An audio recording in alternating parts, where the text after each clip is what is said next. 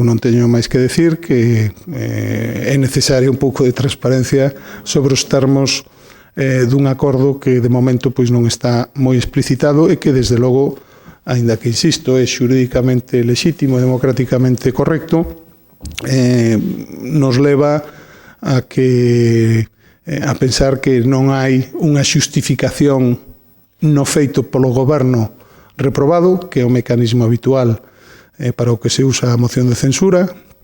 Non se ten explicado que é o que fixo mal o actual goberno da Diputación para presentar a moción de censura. Si se ten aludido un pacto, eu personalmente creo que ningún de vostedes coñece cal é o contido dese pacto e que alo menos debería de ser transparente.